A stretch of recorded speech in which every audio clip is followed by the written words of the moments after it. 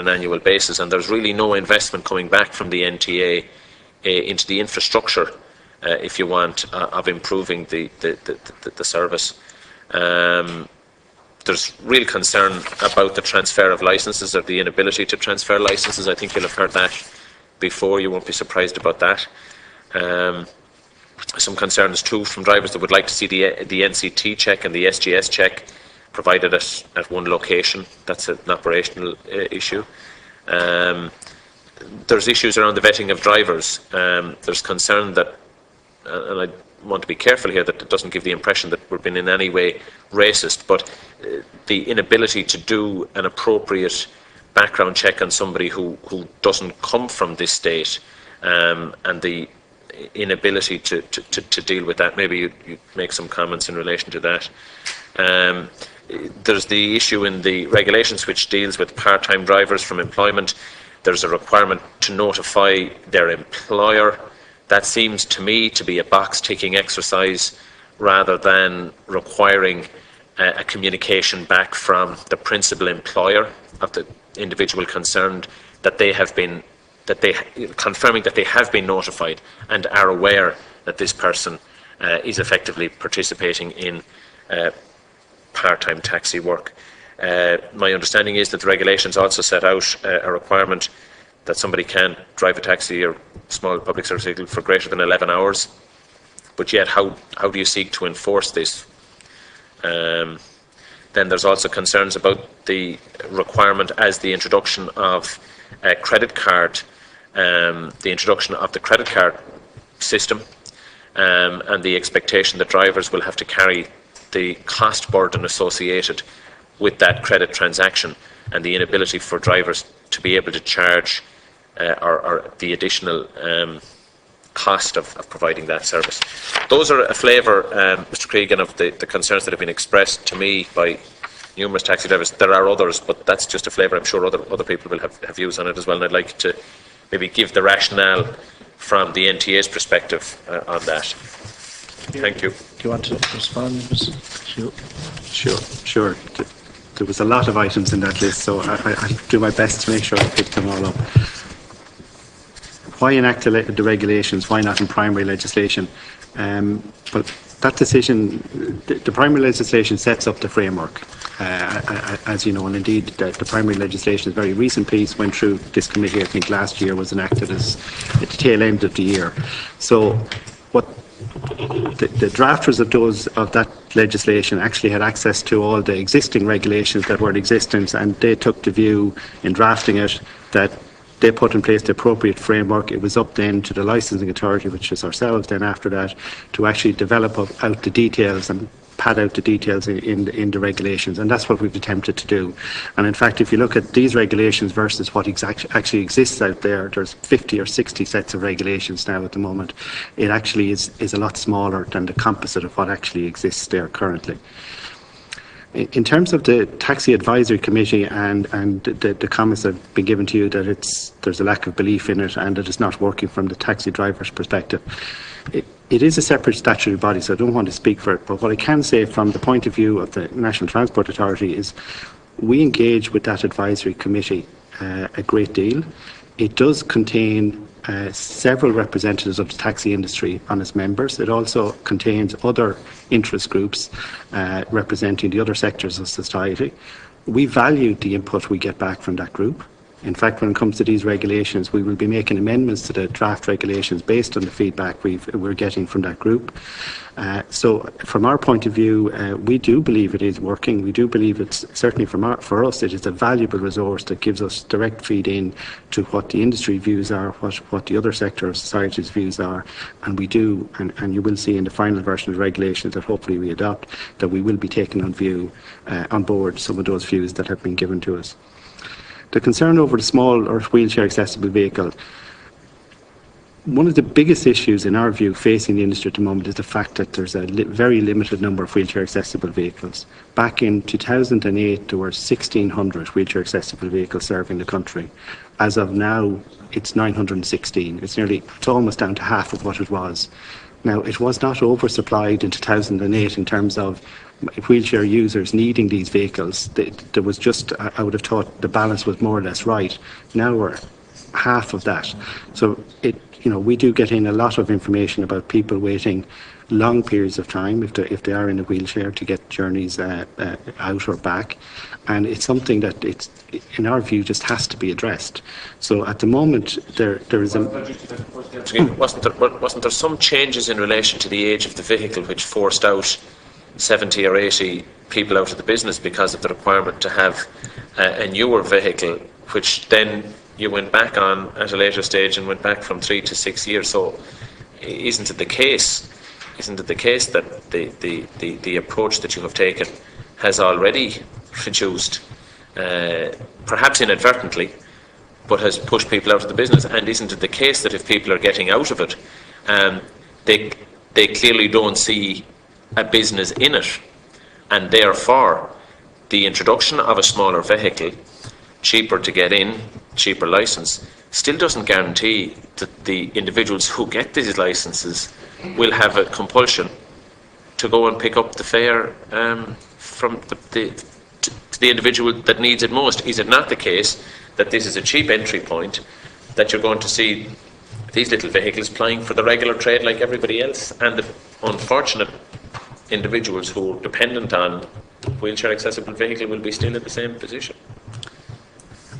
Well, I think first of all it's hard to pick up somebody in a wheelchair if you don't have a wheelchair accessible vehicle. So the point about people getting these vehicles and perhaps not using them for the purpose that they're intended, we are aware that's a possibility. It is a regulation that priority is meant to be given to bookings for wheelchair accessible vehicles. That's something we can police to a certain extent. I don't want to present the picture that we can police it totally, but we can certainly police it to a certain extent. And if we become aware of particular people who are not giving any bookings of wheelchair accessible vehicles, we can deal with that. But the core problem is if the vehicle doesn't exist in the fleet, then that problem doesn't exist then afterwards. I would prefer to be dealing with that problem than dealing with a problem that actually we don't have enough of vehicles in the fleet. In terms of the regulatory changes that you referred to there, the taxi regulation review report, which was adopted by the government at the start of 2012, that set an age limit for vehicles in the longer term of 9 years, no more than 9, their 10th birthday, but allowed that vehicles that existed in the fleet could operate up to 15 years of age. That was a position that was reached as part of the process that was gone through, adopted in that report, and that came into being about 2 years ago or a year and a half ago. We found then that yes, a lot of the wheelchair accessible vehicles, or a number of them, were reaching that age limit, and when people were getting to that age limit, they had a choice of, did they go and replace that vehicle with another wheelchair accessible vehicle under licence, or do they go and buy a second-hand taxi licence and put a standard saloon vehicle on it? And the truth is, it's much more expensive to provide these larger wheelchair accessible vehicles, much more expensive. So a lot of people, I think, exited the wheelchair accessible market and bought standard saloon vehicles on a standard licence after a transfer. So to try and stem the tide of people dropping out of the industry, we provided a bandage last year and said for wheelchair accessible vehicles, we'll remove the age limit, we don't want to lose any more, and then we'll see what we can do to try and remedy the situation in terms by way of regulations. In terms of the vehicles themselves, these are top-class vehicles that have what's called type approval and all the safety standards and everything else. They're used across the UK in a myriad of jurisdictions. I just checked before I came down here. There's different licensing authorities across the UK, but 119 of the licensing authority use the type of vehicles that we're proposing to use here. So while I can understand some of the concerns of the industry, if we look at the bigger picture and recognise that there is a massive problem in the amount of wheelchair accessible vehicles is insufficient, then not to allow these type of vehicles that are in common use elsewhere, to say that they're not suitable here in Ireland, doesn't seem to be appropriate. So going back to Taxi Advisory Committee that you mentioned there, we had a model of this vehicle brought down, shown to the members of the committee, and I think it was recognised that that was a modern vehicle that was capable of carrying people very, very easily, successfully and safely, and that as I say, because it's in use widely, it was perfectly suitable for a vehicle here in Ireland. There's no rational reason that I can see why it's not suitable here as a vehicle in Ireland. In terms of 3 years or 6 years, I think you mentioned those figures there. Actually, there has been, in terms of buying a new wheelchair accessible licence, there's been no 3-year rule in existence for a number of years. In fact, a wheelchair accessible licence right now, if you go and buy a new wheelchair accessible licence, you're allowed to put a vehicle up to 10 years of age on that licence. So there is no 3-year age rule for wheelchair accessible vehicles. There is for people who are transferring saloon taxis, but I don't think that's what you're talking about here. What we've proposed in the draft regulations is that we still want to get a degree of quality coming into the industry. We've proposed a 6-year minimum, 6 years maximum age at the point of entry. So we're coming down from the current situation, which is larger vehicle only, but you can be up to 10 years of age, to the proposed situation, which is large and medium-sized vehicles. I wouldn't call them small, large and medium-sized vehicles, but the vehicle should be less than 6 years of age from the point you get the new licence. On the Indicom report regarding the oversupply in the industry and the provision of information over I suppose, wages and income performance, we did as part of a taxi fare review in 2012 carry out surveys and publish those which indicated fare income levels. And we will be carrying out another fare review this year, and we will be doing the same survey. We'll try and capture some indication of the income level, and we will happily publish that as well this year. In terms of the dormant and inactive licences, the reduction from 5 years to 1 year, what that means is that in the past people could let their licence lapse and could reactivate it within 5 years. Again, going back to the Taxi Regulation Review report, which was, as I say, adopted by the government, that was a recommendation in that report to actually reduce the 5-year period down to 1 year period. So we're merely reflecting the outcome of that process. On the advertising on vehicles, yes, we did propose in the draft regulations that there would be a prohibition on advertising. At the moment, there is no controls at all on advertising, and we do get complaints currently, particularly about electronic signs on vehicles and electronic signs at the back of vehicles where people driving behind do get distracted or blinded by those signs. We have decided that, you know, we're coming from a situation where there are no controls, where we proposed initially there should be total prohibition. We think on reflection the position is someplace in the middle. So I think what we'll be proposing to our board is that we would preclude the use of the electronic signs that, as I say, we have got complaints and do cause problems, preclude the use of those. We would preclude the use of advertising on the front doors of the vehicles, because we just branded them with the signage that you've seen on the front doors. We would, in order that we can monitor the industry, we would preclude the use of any advertising that has got discriminatory or racist content to it. And I'm not saying that's not a problem, it just gives us a tool that if there was a problem we could deal with it. But after that then we recognise that the current position we adopted is not correct. So we will be proposing that advertising continues to be allowed in vehicles, subject to those limitations there. Just clarification on that, would that still allow for the taxi co-ops or companies to be able to maintain their logo? I mean, I just know that in the context of my own local area, there are elderly people who use a taxi to go to Tesco or Dunnes Stores or wherever, little Aldi, just for completeness, or Supermarket, whatever. And, you know, there's, to an elderly individual, they all look the same, but they know whether it's whatever the taxi company is, and I've had a few people deeply concerned about that. So if that was allowable as well, I think it would be appreciated. Yes, it was our intention that the roof sign would continue to contain the name of the taxi company that taxi is affiliated to, and that it will continue to be the case. Okay.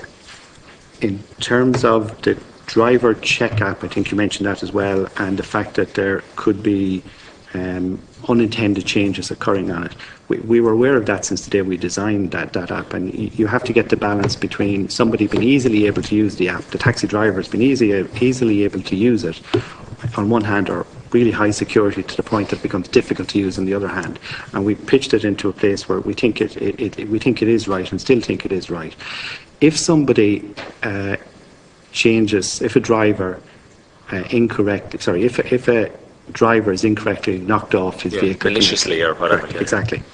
The only people can do that are people that have a login details from us. So if you were the person who did that, for instance, we have from our records the fact that you were the person that did that. So therefore, I think the concern was we might be prosecuting the poor driver who was inadvertently and knocked off the system. We wouldn't do that. The minute he tells us that he was logged on and something must have happened, we have the record there to say, actually, we can see what happened if somebody else did it. We are going to add into our draft regulations a provision to say that that kind of malicious behaviour is an offence and we can deal with it. We don't have it there at the moment. We will add that in. In terms of the Lewis ranks issue, in building the Lewis project through the city, there is disruption to basically a lot of people. We're trying to manage that. There has been a lot of engagement with the taxi industry. In terms of the temporary works, every time there is a rank affected, replacement ranks are identified. I'm not saying everybody is happy all the time, they're not, but people are doing their best to try and get the best replacement package they can. In terms of the longer term situation, there's a certain amount of rank space being lost in the long term, and there are plans for an equivalent amount of replacement. So the drivers themselves, I think it's 56 full-time ranks would be lost through the Lewis work. We expect at the end of it to have more than 56 full-time ranks back, and indeed there's proposals for a significant amount, potentially 125 additional nighttime rank spaces. Now we're in dialogue with Dublin City Council, and it is a City Council function to decide on the ranks, but I do think that there's enough of effort going in there to get a right solution to the ranks issue. Concerns about transfers of licences. Transfers of licences, as I said, are one of the things that are affecting the wheelchair accessible vehicles, because if somebody has a choice between spending 10,000 and getting a wheelchair accessible vehicle and buying a second-hand licence and getting a cheaper vehicle, a lot of them are going that route. In accordance with the primary legislation, Taxi Regulation Act, passed last year, transfers would cease as soon as that relevant section is commenced, which we expect to happen quite soon. The streamlining of NC national car testing and our taxi licensing, I have heard that raised with me, and while we will end up with the same service provider doing our testing as does the NCT testing, like everything else, it just may not be as simple as that, but we'll take a commitment to streamline it insofar as it's feasible for us. As regards vetting is carried out by the Gardaí, and I know they're conscious of the issue of information from outside the jurisdiction, but I can't go any. I really couldn't go any further than that. Credit card charges and drivers to carry the cost of credit card charges. What we proposed, there's a bit of uncertainty, a fair bit of uncertainty at the moment as to whether what is allowable or not allowable on credit card charges, and we wanted to bring clarity to it. And there are people out there who charge significant fees on top of the fare for accepting payment by credit card. And it seems to us to be unreasonable that a driver or a tourist coming into Dublin Airport goes in one taxi and is charged one fee and no credit card charge, and another taxi and the fee is in double digits, it's 10, 11, 15%, and that has happened. We would like to address that. So it was never our intention that the drivers would have to bear the cost. Our intention was, in drafting the regulations, was we would say that you couldn't charge anything extra for payment by credit or debit card, and that we would follow on to actually adjust the fare structure to add a cent or a half cent or whatever needed to be on the euro to actually compensate drivers so that they were not at a loss. Again, in consultation with the Taxi Advisory Committee, whether that's the best model or whether another model where we just put a cap on the fee and the credit card charge has been subject to a fair bit of discussion. And currently in the NTA we're biased towards actually amending that regulation to simply propose a cap, to say something like 4 or 5% is the max that can be charged for credit card charges, and we'd be comfortable that that at least brings some control into it. But the issue is never about trying to impose the charge on the drivers, not the case at all.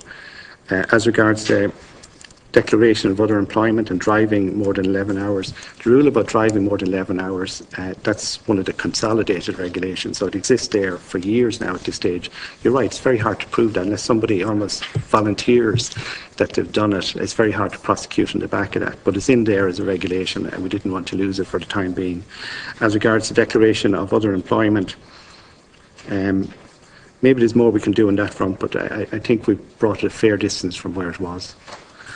I may have missed out some of your question, but... So thanks, and if you want to come back later, but I think I've had a fair... Deputy Maloney is next, and then Deputy Ellis. Thank you, Chair, and you're welcome, Mr. Cregan. Thanks for your presentation. The Deputy Dooley has outlined some of the points, so I have no intention to come back to them. Just to say that I think, in common with most members of the Oireachtas, we would acknowledge the benefits of the review of the taxi industry. Some of it is good, and some of it has just been outlined as not entirely favourable. But the principle of the thing, it was much needed, and I don't think anyone on whether you're a consumer or a taxi driver, or in the case of ourselves as legislators, we've no objection to the principle of that. I just want to focus on one thing. The overall thing in relation to the taxi industry, I'm very much in favour of the position that full-time taxi drivers are in. I take the view that one of the curses of the taxi industry in the past has been the part-time element of it. That's not sometimes very popular with some people, judging by some of the mail some of us get. But I think that some of the things that are in the review are good about the hours, etc., etc. I don't need to list them off. Those are things which were good and which were needed. But can I just say this in relation to the review itself? Had two principal things: one, to make it better for the consumer, and I agree entirely with that, and to make it a better industry for those who are taxi drivers. And I think that where the review has fallen down is that things have changed so much in this country. A lot of people invested into the taxi business during the so-called Celtic Tiger, when none of us walked anywhere. We could all afford taxis, and taxi drivers were making a few bob, etc. But at the same time, the industry was saturated because of the high volume of cars. All of that has changed. All of it has completely changed because we're not in that economic situation anymore. And I think that's one of the pitfalls of the review, that it doesn't actually focus on a review that goes as far as it can to protect and to make a better life for those who are full-time engaged in the taxi industry.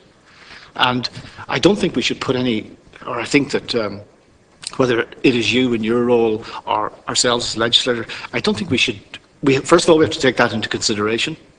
And the second thing is, going back to what I said earlier, I think we should put into whatever legislation is about to come as much as possible to protect, to make life, more bearable for those who engage full-time in the industry. I mean, Deputy Dooley outlined some of the frustrations for full-time taxi drivers, and he's quite right, and I agree entirely with those. But I think those are things that we really have to look at. I don't put it in my submission. I don't agree with the thing about prohibiting taxi drivers from advertising.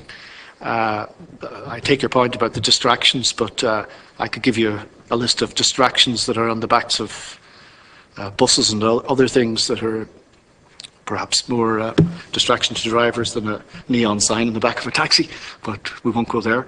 And the other thing, I'm not quite convinced about this, the small vehicle wheelchair thing. I'm really not.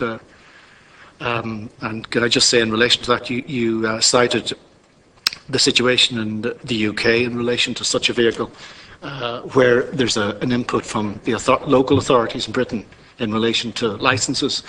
But my understanding about that is that, I know you'll correct me if I'm wrong, is that the local authorities, it's not just a free-for-all for any of us that might want to go in and buy a small vehicle. It's actually, there's a quota, or maybe that's not the right word. In other words, everybody and anybody can't just come in and buy. And I think we're making a mistake by just opening this up to allow everybody and anybody who has the the financial resources just to come in and buy one of these licenses. I think we'll make a mistake if we do it that way. Perhaps you're more familiar with the UK legislation, but from my limited knowledge of it, that's a much better way of policing the new such license if it's going to come in, and protecting the full-time taxi drivers who are presently engaged in the industry. Thanks. Okay. Mr. Regan. Okay. Yeah. There was a lot of debate around these issues, not so much as part of these regulations, but actually as part of the Taxi Regulation Review report back a couple of years ago. And the issue about whether or not a quantitative limit could be put in place, which is kind of what you're alluding to there, and it does happen in some UK locations. They seem to have found some ways of doing it, but it was held at the time back then as part of that wasn't going to be possible. And I think that's correct, that it wouldn't be legally possible here to do that in the way that people might like. So if you leave that as to one side as not having been capable of being done, then a lot of the other things I do think were put in place to try and give some protections to the people who are devoting themselves to the overall business. Even at a simple level, the door signage, the decals on door signage, while it mightn't be obvious at first glance, actually that makes a difference in terms of whether a part-time person wishes to use their vehicle, have their vehicle permanently branded, such that their employer is aware of it in a way that he wouldn't have been aware of it before. So there have been some benefits that just mightn't be obvious at first glance. I do accept it's far from perfect, and I don't think we'll ever get perfection, but I do think there's a fair bit done. On the advertising, as you heard me say there, I do think neither the current position, which is totally uncontrolled, nor the position we advocate in draft regulations, which was full control, are the right ones. And I think the place we want to take it to is the middle place, as I said there, with only a limited amount of exclusions, which I don't think will affect very many people. And I think most of the advertising that people would have in their vehicles would be unaffected by the revised proposals that we're considering taking forward. In terms of the smaller wheelchair accessible vehicles, I repeat what I said earlier. For us, it is one of the biggest issues facing the industry now, that it cannot serve the needs of the mobility impaired. And I'm happy that it's something we should keep watch on to make sure we don't bring it to an incorrect position. But I do think the actions that we're proposing to take now are both needed and correct. Okay. Deputy Ellis. I'd like to thank Mr. Cregan for his input. I suppose, like, I've raised an awful lot of issues, and if I do repeat some of them, you can bear with me, because they're issues that I'm still not fully satisfied. I've always believed that the single taxi drivers didn't get proper representation on the taxi advisory group. I know I've argued this with the Minister, I've argued it with yourselves. I still feel that the multiple taxi drivers had more of an input, and I feel there was just that bit missing. The local area hackneys, the new hackney, the second hackney that we're bringing in, and as far as I know, the local authority has an input there, and you have to have a specific test in terms of the area, the knowledge of the area, and what that area entails. I just would like maybe to hear a bit more about that, because it is going to impact on some whether it's other hackneys or also taxis in certain areas. Now, I know it's very, very specific, and I accept that, but I just have a fear that the introduction of this will have an adverse effect. The issue of pooling, and I wanted to ask in regards to pooling issues and the legality of it, the insurance in regards to if you pool. I mean, the Minister's flagged this a number of times. And if you're picking up people and you're pooling, are you acting outside of the remit of what pooling is? I don't know whether people have to assemble in one spot or you can't pick up people. Maybe you could just give us a bit on that. I'm still a bit baffled about the apps in terms of if another operator puts in the number of another vehicle and next minute you can remove the name. I mean, that to me is a huge security breach. You're dismissing it on the same, you knew this was there in terms of a problem. But to me, it just doesn't make sense that something like that could happen. and I don't know what the answer is, but it just, to me, I'm not satisfied with the answer that it's acceptable and we knew it was going to happen. What else in regards to the disabled vehicles? Is there going to be a grant in regards to these disabled vehicles, you know? We know that the vehicles you're looking at, there's 3 types as far as I know, and they're the ones in the UK, and the entrance is from the back. Now, I've had issues in terms of, I had an issue with a family just recently that couldn't get down the path and had to go up the road a good half mile to get down off onto the road so they could access a vehicle. You know, how are we going to deal with, if these are going to be entrances from the back in general? That's what I'm told, I'm led to believe.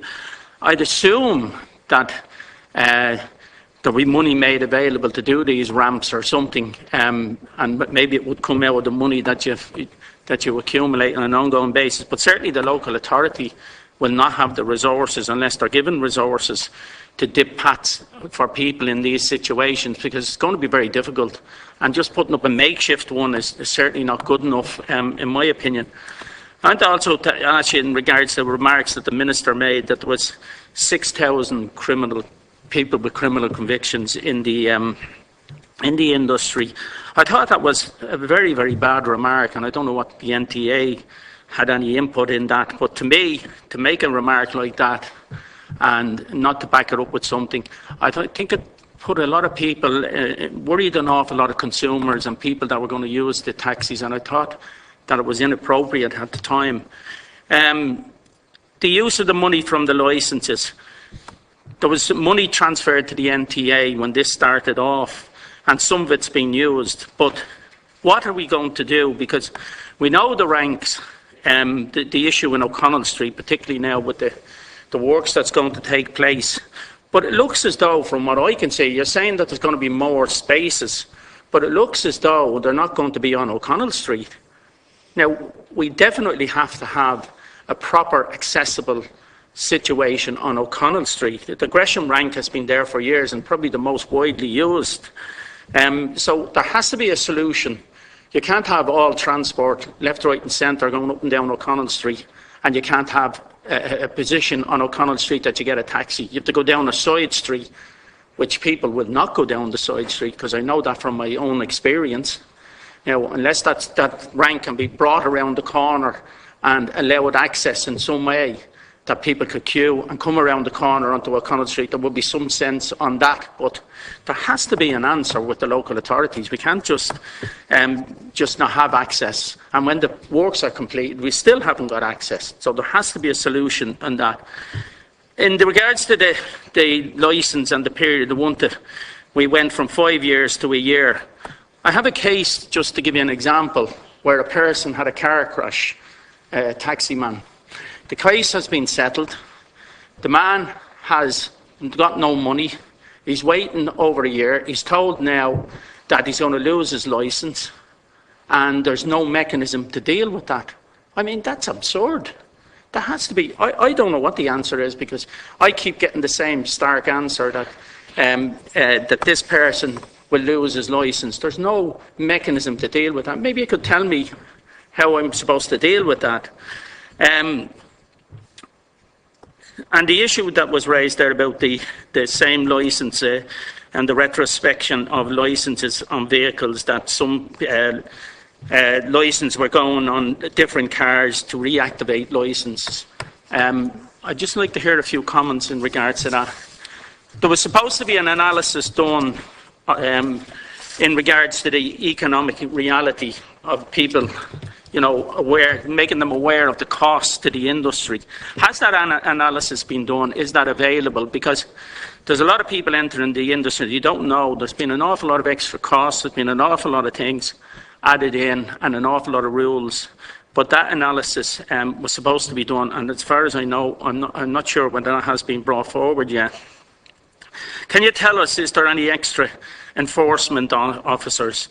Is there going to be contracts for them? Do we know who's going to avail of these? Is there a plan for more enforcement officers, and where these have come from?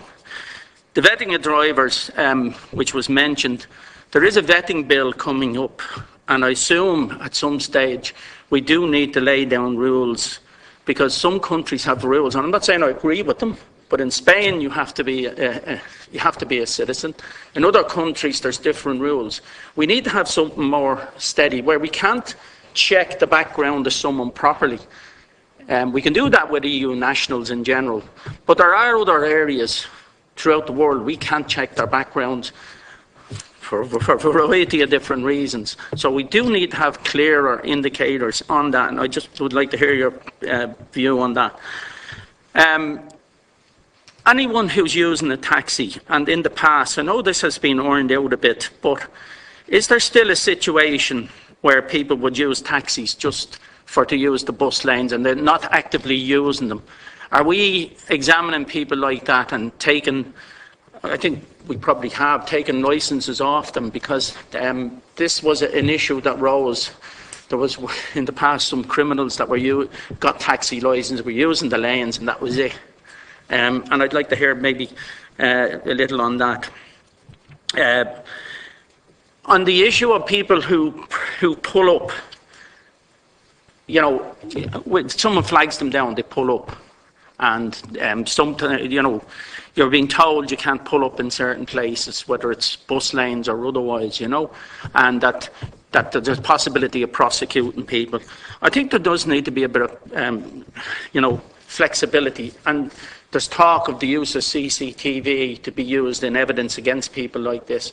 I think that's very unfair in terms of a lot of taxi people, because many of them have to run around the city waiting to collect fares, and we have this whole issue of people driving around. But I think there needs to be a bit more flexibility in terms of not putting penalty points or fines on people in those situations. Okay.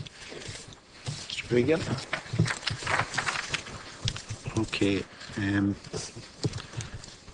Single taxi drivers not getting appropriate representation on taxi advisory committee. I think that was the first thing you mentioned there. Just to say that the membership of the advisory committee is outside the ambit of the National Transport Authority. It's the minister who appoints the membership, so we have no role in that at all. In terms of the local area Hackney, I think you had a number of questions, but it was briefly how does it work? Essentially, again, it was one of the recommendations in the government's review report, which says that in rural areas where basically they find it very hard to access services, that rather than let that situation continue, we needed to devise a solution, and the solution was something called a local area Hackney. And it tries to strike a balance between catering for the people who genuinely don't have transport needs, or don't have their transport needs met, and then not taking away the livelihoods of some industry people who are actually trying to deliver that in the area. So it tries to strike the balance between the two. And what it is effectively, as it says, a Hackney licence, but before it can be granted, the applicant needs two key things. He needs endorsement of a local not-for-profit group that's a registered charity, or a local business group endorsing the need for it. That's one step. Step two, which is the more important one from our perspective, the local authority in whose area it is needs to be involved, do a simple assessment of what the needs are in the area, and come forward with a confirmation that it absolutely is needed, and that it's not that the transport demand isn't being met in other ways or capable of being met in other ways. So that was brought in at the end of last year, I think it was around the end of November. So they're the key components to it. After that, the costs are kept low to allow the cost not to be an impediment to people. And as regards, you mentioned the area knowledge, because it's local area of operation only, there's no area knowledge test. We just wouldn't do that. So there's no area knowledge test required because it's specific to a local area. But there is, in other, whether it's taxis or whether it's Hackneys, you have to have that area knowledge specific. If the licence for this only allows you to drive this type of vehicle in this type of to operate in this area of operation only. You can't drive a taxi, you can't drive a normal Hackney, you can't drive a limousine. But purely to serve the needs of this local, usually rural area, we're saying no area knowledge test. It just doesn't make sense. Like the guy coming from the area knows far more about the area than any test or questions we could set for him. So that's not part of it. Okay. On the car pooling or car sharing side, I think this is possibly tied into the draft regulations, where we've excluded from the draft regulations the need for people who were involved in non-commercial car sharing to actually get a license, because there was a doubt about that. The phrase in the Taxi Act and the previous Taxi Act was, if you were carrying somebody for hire or reward, and reward is the key word there, you potentially had to have the driver license and the vehicle license. And definitions of what for reward mean are much wider than you might think at first glance. So to avoid any problem over literally an employer or two people deciding to share journeys into work that somebody could allege, they needed to be both the vehicle licence and the driver licence. We've simply excluded them categorically. So it's non-commercial car sharing only that's excluded from the licensing. In terms of insurance for that type of activity, my understanding is that there's no reward involved, that insurance companies have said that they're fine with that. That's not a commercial service. They don't have an issue with it, is my understanding. Even picking up someone, if you drove from A to B, you picked up several people, that's not constituted. Well, I think that's going probably further now than car sharing. But that's car sharing. You could still say you could be picking up 2 or 3 people in different places. That's what I'm saying. Potentially, as I said, my understanding, and it was on foot of previous correspondence with the insurance company, is if it is genuinely not for reward, non-commercial, and is literally what it says on the tin, it is a sharing between people who probably know each other, that the insurance companies, my understanding is they deem that to be covered by a normal domestic and social use policy. However, if you cross the line and it becomes anything that's got a commercial aspect to it or a reward aspect to it, then actually you do need special insurance. On terms of the what's called the driver check app that you mentioned there, yeah, the reality is that any taxi driver can actually be potentially driving any licensed taxi vehicle. So we couldn't devise a system that said Mr. Smith, taxi driver, can only be connected to this vehicle or that vehicle. Potentially it could be driving any vehicle. So we've had to devise a system that the driver tells us which vehicle he's driving. And in the main, we've had no problems in this front. And if a problem does arise, as I said earlier to Deputy Dooley, we have the information there to categorically understand what has occurred, and we would not prosecute somebody for that kind of an inadvertent, that wasn't their problem.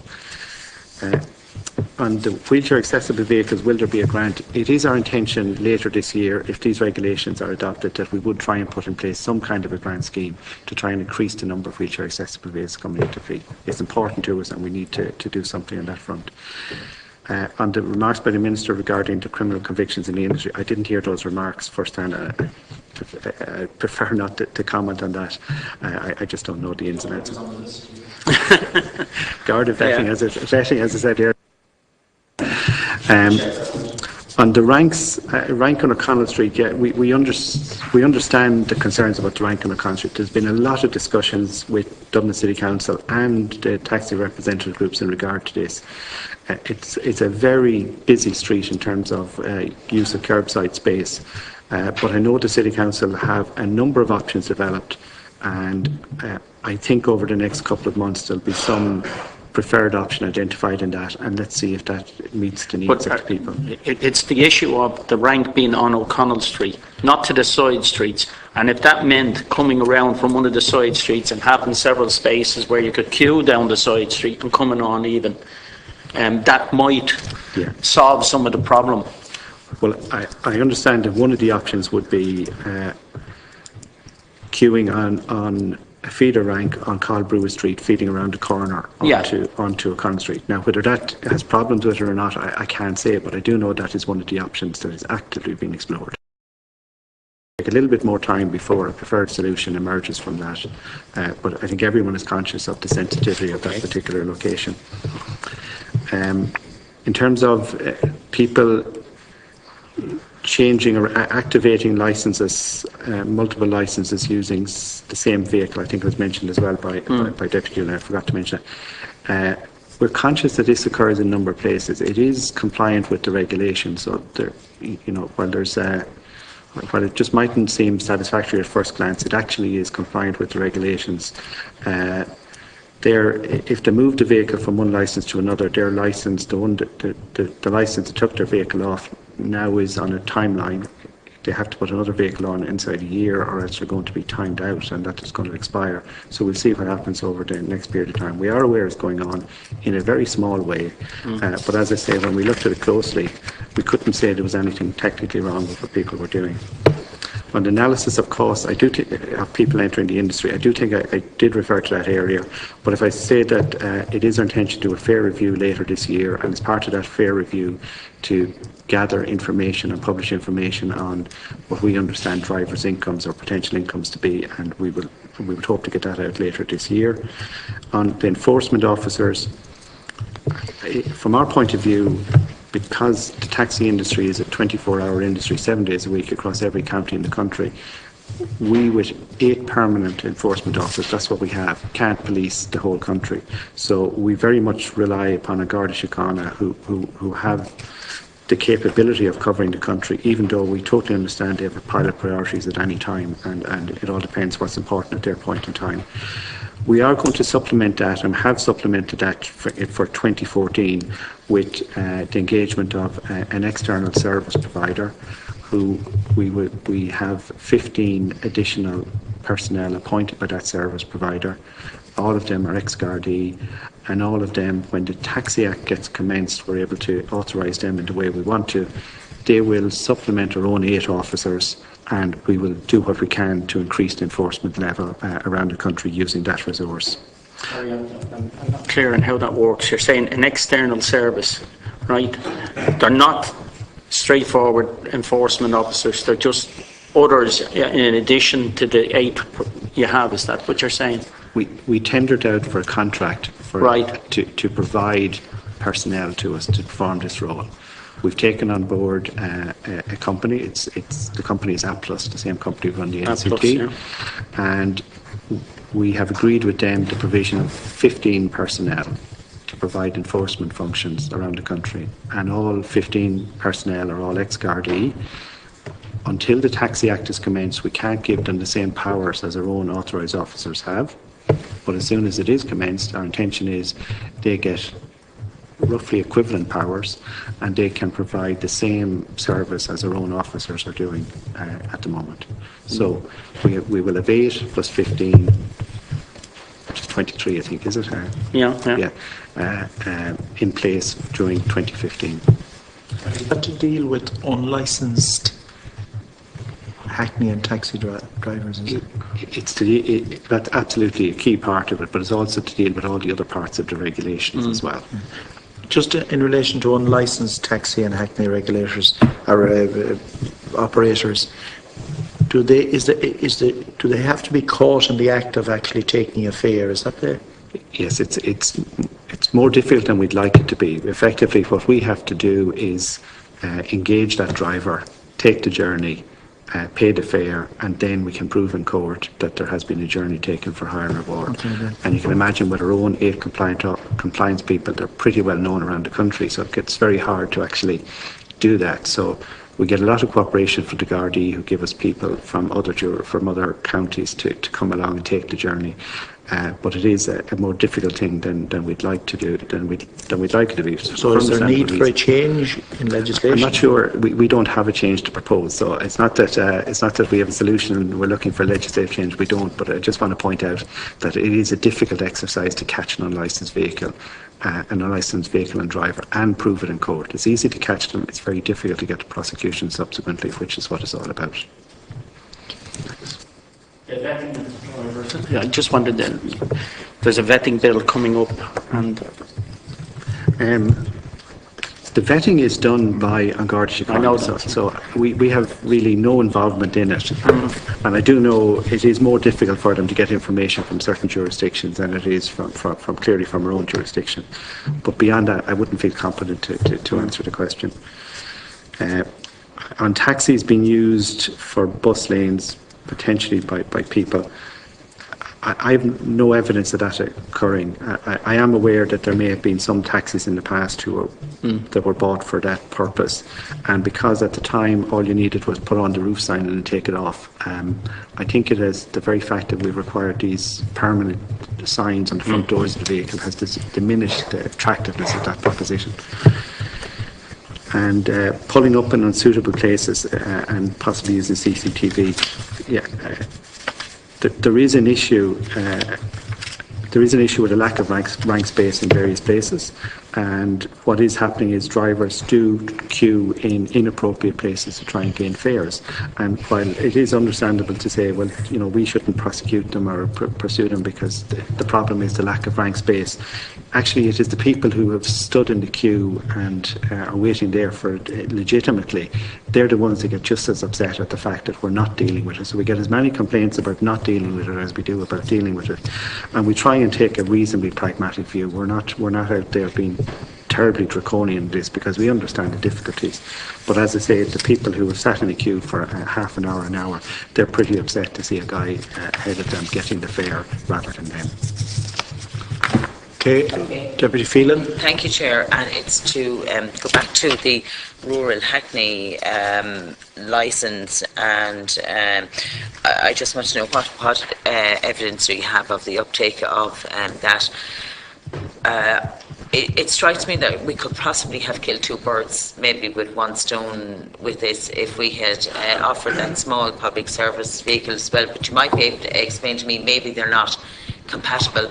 But I would imagine if I was a rural, living in a rural area, we're looking for the Hackney licence, and this was another area which I could perhaps move into, that it might make it more beneficial for me to take it up.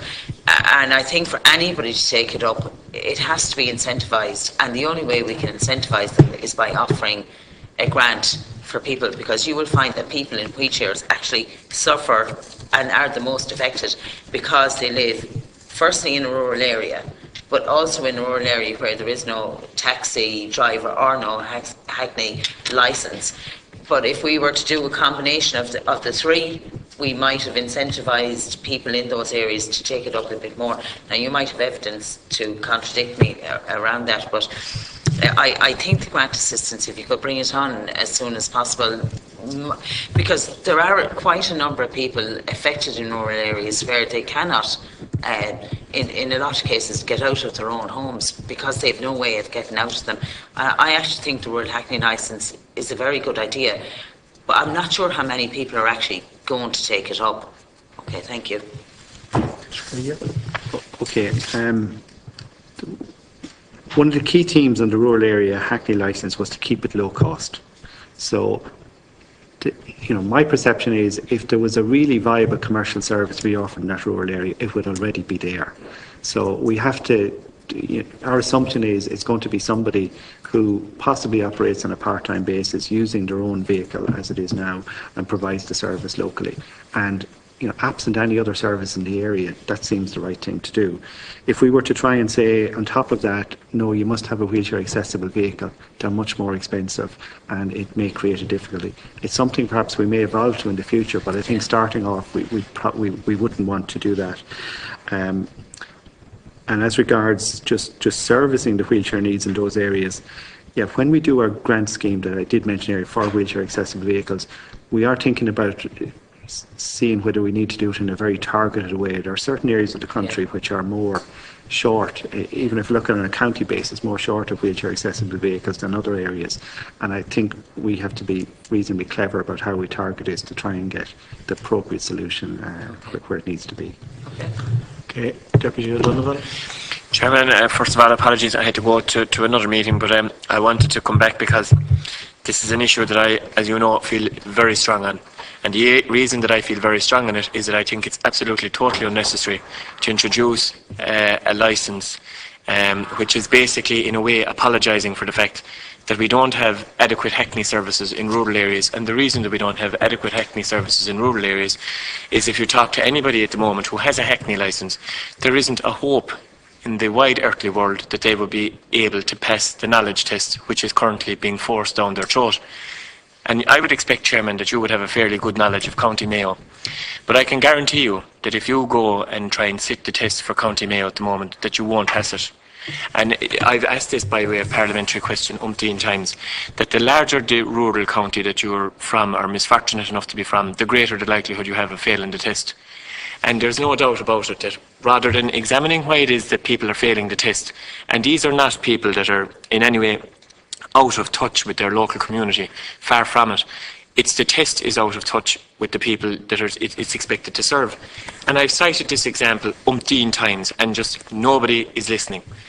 If you're from Shannon Banks in County Clare, you would be expected as a Hackney driver to know more about Carbery in Limerick, Patrick Street in Limerick, Roches Street, maybe out as far as Patrick's Well. That would probably be your catchment area, and down into Castletry. But instead, if you're from Shannon Banks in County Clare, you're expected to know about Doolin and Cura Clare and Ballinacally and Loop Head.